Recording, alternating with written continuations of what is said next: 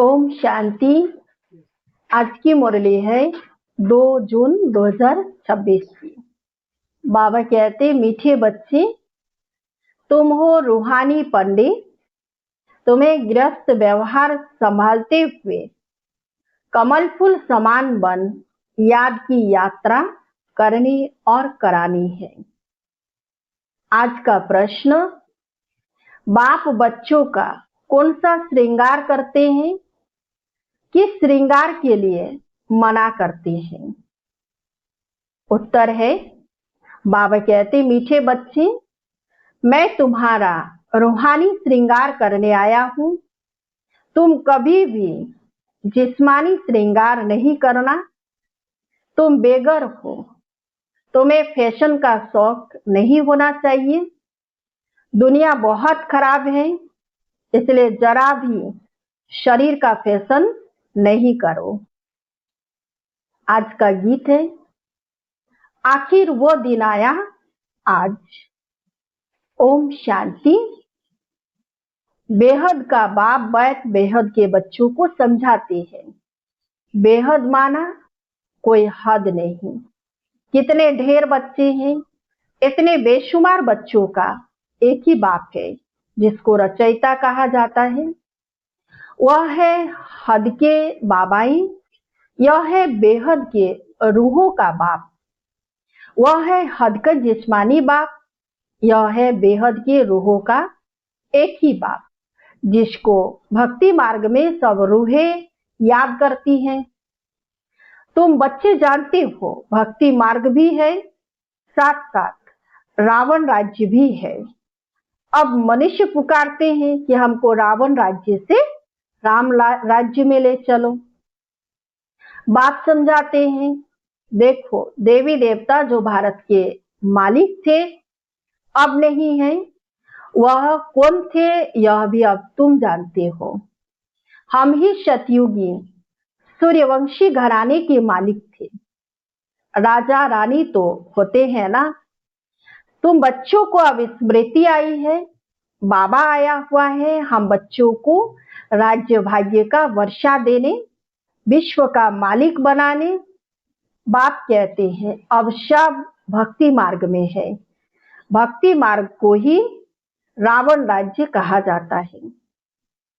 ज्ञान मार्ग सिर्फ एक बाप ही सिखाते हैं तुम बच्चों को। उस बेहद के बाप को भक्ति मार्ग में सब याद करते हैं। अभी तुमको 21 जन्म के लिए ज्ञान की राजधानी मिलती है, फिर आधा कल्प तुम पुकारेंगे ही नहीं। हाय राम, हाय प्रभु कहने की दरकार ही नहीं रहेगी। हाय राम तब कहते हैं जब दुखी होते हैं, तुमको वहां दुख होता ही नहीं। अभी तुम जानते हो, यह अभी खेल बना हुआ है। आधा कल्प है ज्ञान का दिन, आधा कल्प है भक्ति की रात। भक्ति हमको नीचे उतारती है। तुम बच्चों की बुद्धि में सीढ़ी का नॉलेज जरूर चाहिए। बाप समझाते हैं कि यह 84 जन्मों का चक्र है। इस चक्र को जानने से तुम चक्रवर्ती राजा बनेंगे। इसलिए बाबा चित्र भी बनवा रहे हैं, जिससे सिद्ध हो कि हम इस चक्र को जानने से 21 जन्म के लिए राज्य भाग्य लेते हैं। अभी तुम बहुत हो गए हो, बड़ी रूहानी शक्ति सेना बनी है। तुम सब पंडे हो, बाबा भी पंडा है। उनको कहा जाता है गाइड। पंडा अक्षर शुभ है।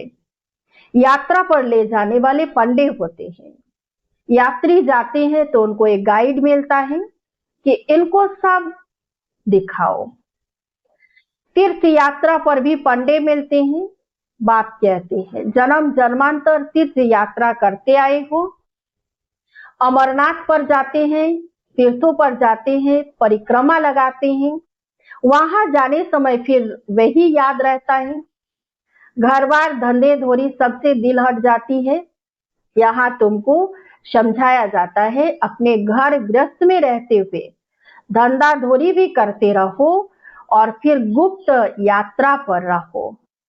यह कितना अच्छा है। जितना बड़ा धंधा करना है उतना करो, किसी को मना भी नहीं है। भल अपनी राजाई भी संभालो। राजा जनक को भी सेकंड में जीवन मुक्ति मिली। तुमको कोई बाहर की यात्रा आदि तरफ धक्के खाने की दरकार नहीं है। अपने घर बार की भी पूरी संभाल करनी चाहिए। जो सेंसिबल अच्छे बच्चे हैं वह समझते हैं हमको घर गृहस्थ में रहते कमल फूल समान रहना है। गृहस्थ व्यवहार में तंग नहीं होना चाहिए। कुमार कुमारियां तो जैसे सन्यासी हैं, उनमें विकार है ही नहीं, 5 विकार से दूर है।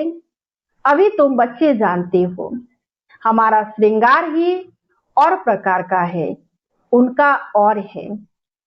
उनका है तमो प्रधान श्रृंगार, तुम्हारा है सतो प्रधान श्रृंगार, जिससे तुमको शतो प्रधान सूर्यवंशी राजाई में जाना है। बात तुम बच्चों को समझाते हैं, तमो प्रधान जिस्मानी श्रृंगार जरा भी नहीं करो। दुनिया बहुत खराब है। गृहस्थ व्यवहार में रहते फैशनेबल मत बनो। फैशन कशिश करता है, यानी आकर्षण करता है। इस समय खूबसूरती अच्छी नहीं है। काले हो तो अच्छा है, कोई पंजा नहीं मारेगा। खूबसूरत पिछाड़ी तो फिरते रहते हैं। श्री कृष्ण को भी सांवरा दिखाते हैं। तुमको गोरा बनना है शिव बाबा से, वह गोरे बनते हैं पाउडर आदि से। कितना फैशन है, बात मत पूछो। साहूकारों की तो सत्यानाश है। गरीब अच्छे हैं, गांव में जाकर गरीबों का कल्याण करना है, परंतु आवाज करने वाले बड़े आदमी भी चाहिए। तुम सब गरीब हो ना, कोई साहूकार है क्या? तुम देखो कैसे साधारण बैठे हो। बॉम्बे में फैशन देखो तो क्या लगा पड़ा है। बाबा पास मिलने आते हैं तो कहता हूँ तुमने यह जिस्मानी श्रृंगार किया है, अब आओ तो तुमको ज्ञान श्रृंगार कराए, जिससे तुम स्वर्ग की परी 21 जन्मों के लिए बन जाएंगे। सदा सुखी बन जाएंगे, ना कभी रोएंगे ना दुख होगा। अभी यह जिस्मानी श्रृंगार तुम छोड़ दो। तुमको हम ज्ञान रत्नों से ऐसा फर्स्ट क्लास श्रृंगार कराएंगे जो बात मत पूछो। अगर मेरी मत पर चलेंगे तो तुमको पटरानी बनाऊंगा। यह तो अच्छा है ना। तुम सब भारतवासियों को इस तमो प्रधान आसुरी दुनिया नर्क से भगाए स्वर्ग की महारानी बनाता हूं। तुम बच्चे समझते हो आज हम सफेद पोष में हैं, दूसरे जन्म में स्वर्ग में सोने के चम्मच से दूध पिएंगे। यह तो बहुत छीछी दुनिया है। स्वर्ग तो स्वर्ग है, बात मत पूछो। यहाँ तुम बेगर हो, भारत बेगर है। बेगर टू प्रिंस गाया हुआ है। इस भारत में ही फिर जन्म लेंगे। बाप ने हमको स्वर्ग का मालिक बनाया था, रात दिन का फर्क है। महान गरीब जिनको खाने के लिए कुछ नहीं होता है, उनको ही दान दिया जाता है। भारत ही महान गरीब है। बेचारों को यह पता भी नहीं है कि इस समय सब तमोप्रधान है। दिन प्रतिदिन सीढ़ी नीचे ही उतरते रहते हैं। अभी कोई सीढ़ी चढ़ नहीं सकते। 16 कला से 14 कला फिर 12 कला नीचे उतरते ही आए हैं। यह लक्ष्मी नारायण भी पहले 16 कला संपूर्ण थे, फिर 14 कला में उतरते हैं ना। यह भी अच्छी रीति याद करना है। सीढ़ी उतरते उतरते बिल्कुल ही पतित बने हैं, फिर स्वर्ग के मालिक कौन बनाए? यह वर्ल्ड की हिस्ट्री ज्योग्राफी रिपीट होती है, यह भी सब कहते हैं, परंतु अब कौन सी हिस्ट्री रिपीट होगी यह कोई नहीं जानते।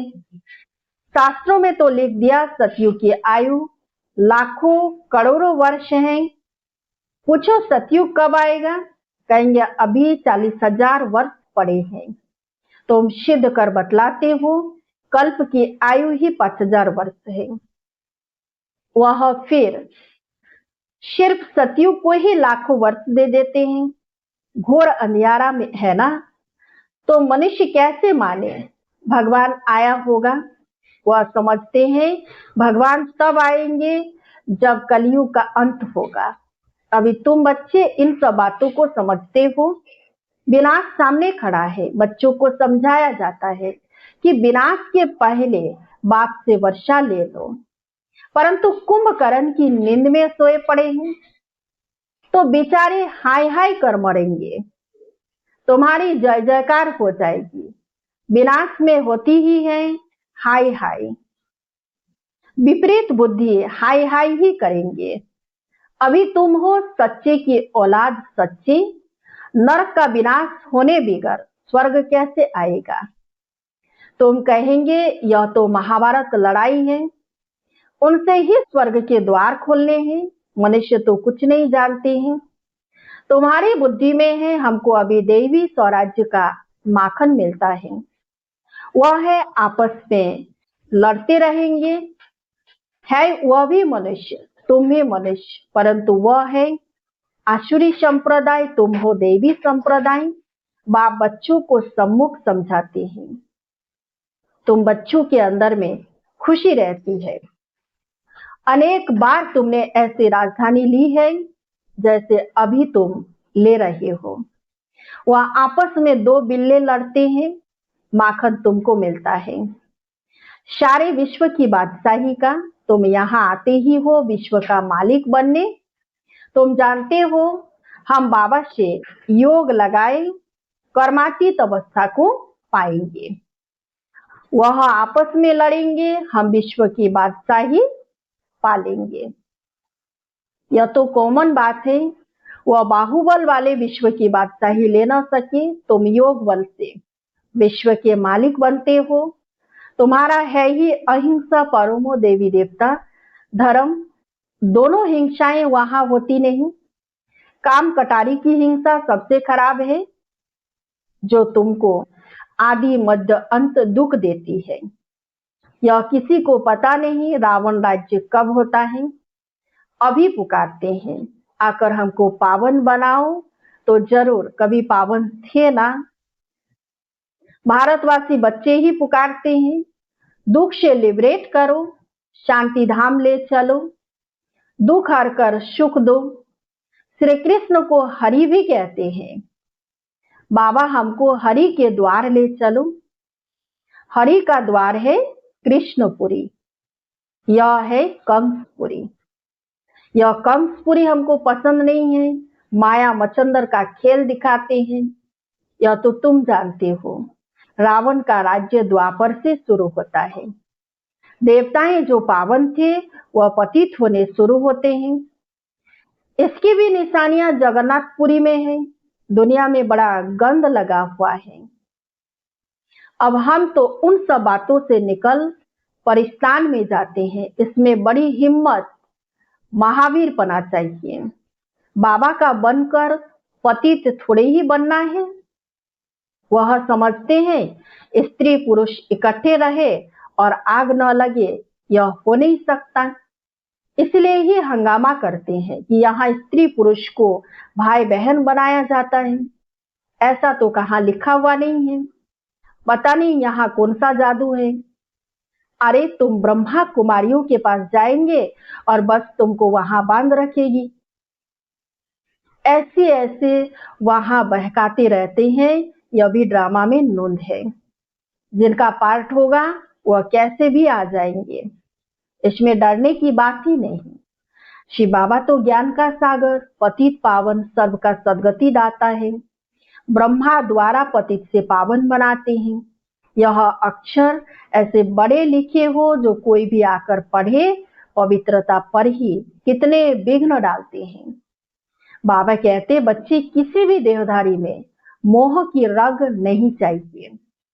अगर कहाँ मोह की रग होगी तो फंस पड़ेंगे। यहाँ तो अम्मा मरे तो भी हलवा खाना।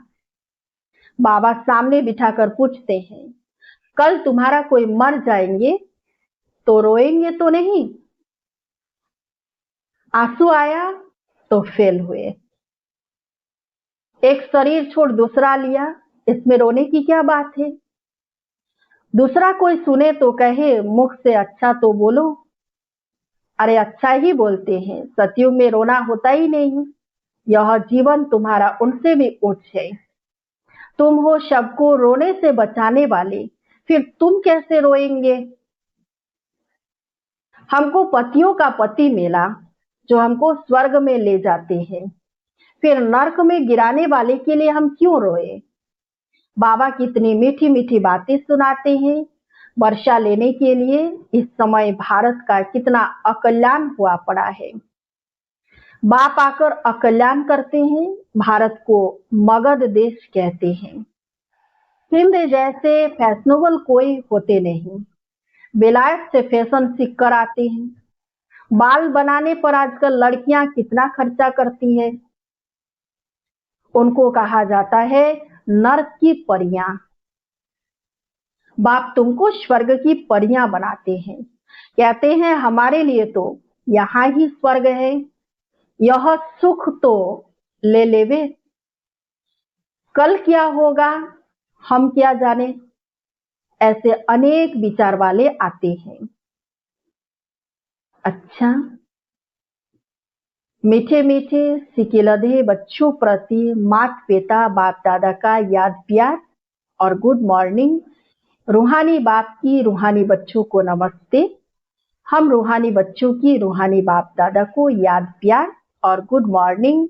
नमस्ते नमस्ते नमस्ते। धारणा के लिए मुख्य सार। 1 नंबर, सच्चा सच्चा रूहानी पंडा बन सबको घर का रास्ता बताना है। शरीर निर्वाह अर्थ धंधा करते याद की यात्रा में रहना है। कार्य व्यवहार में तंग नहीं होना है।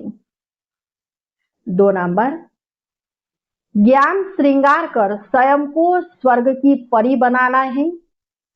इस तमोप्रधान दुनिया में जिस्मानी श्रृंगार नहीं करना है। कलयुगीय फैशन छोड़ देना है। आज का वरदान, बालक और मालिकपन के बैलेंस द्वारा युक्ति युक्त चलने वाले सफलता मूर्त भव। जितना हो सके सर्विस के संबंध में बालकपन, अपने पुरुषार्थ की स्थिति में मालिकपन, संपर्क और सर्विस में बालकपन, याद की यात्रा और मंथन करने में मालिकपन, साथियों और संगठन में बालकपन और व्यक्तिगत में मालिकपन। इस बैलेंस से चलना ही युक्ति युक्त चलना है। इससे सहज ही हर कार्य में सफलता प्राप्त होती है। स्थिति एक रस रहती है और सहज ही सर्व के स्नेही बन जाते हैं। आज का स्लोगन, सोचना और करना समान हो तब कहेंगे विल पावर वाली शक्तिशाली आत्मा। सोचना और करना समान हो तब कहेंगे विल पावर वाली शक्तिशाली आत्मा। अव्यक्त इशारे, सदा हर्षित रहने के लिए अपने नेचर को सरल बनाओ, सहनशील बनो। हर्षित रहने का गुण पुरुषार्थ में बहुत मददगार बन सकता है। लेकिन जैसे सूरत हर्षित रहती है वैसे आत्मा भी सदैव हर्षित रहे। इस नेचुरल गुण को आत्मा में लाना है। सदा हर्षित रहेंगे तो फिर माया की कोई आकर्षित नहीं करेगी, यह बाप की गारंटी है। लेकिन सदा हर्षित रहने के लिए अपनी रूहानी शान में रहना और सहनशील बन साक्षी दृष्टा हो माया के खेल को देखना। अच्छा, ओम शांति।